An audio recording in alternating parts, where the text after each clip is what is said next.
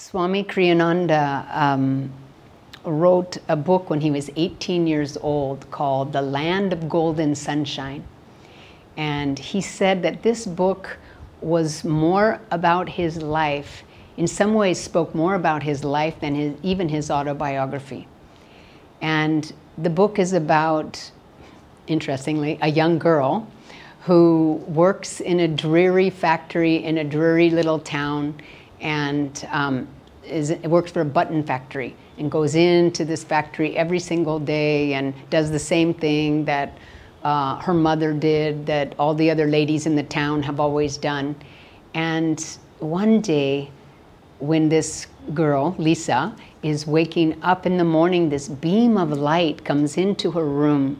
It's this golden ray of light. And within this light is a golden being, a golden male being, who suddenly just bestows on her the most loving presence. And she is in awe. She's never been in such a loving presence before. And this golden being is just shining on her and enveloping her. And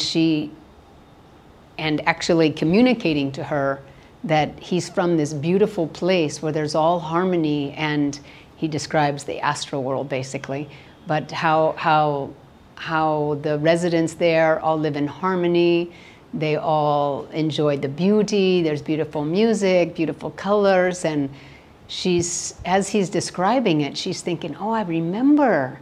I sort of feel like I've been to a place like that before and I'm having a memory. But then she's saying, what, me? You know, I just sew buttons, and who am I? And I just, you know, I'm in this bickering little office all the time, and phew, the being was gone. She was back in her dark room again. And so she went to the factory and was sewing her buttons and was thinking about this being and said, could it be that something like this is possible? And then he comes again. And he has the same wonderful, loving presence, this golden light enveloping her. And she just said, oh, you know, I'm just not worthy. I want to merge with you, but I'm not worthy. He's gone again. And then one last time he comes and he says, so many have refused me. So many have not had the courage to come with me, not had the courage of heart, the love to just come with me. Will you too refuse me? And suddenly she just had the courage and she stepped forward, and suddenly at the end of the book, the room is just empty and the golden beam disappears. And Swami said that when he was younger, he just felt that he longed for a place like heaven and that he never really felt like he fit in with this world. And so this story, when he wrote when he was 18, sort of identified him with what state he was in at that time.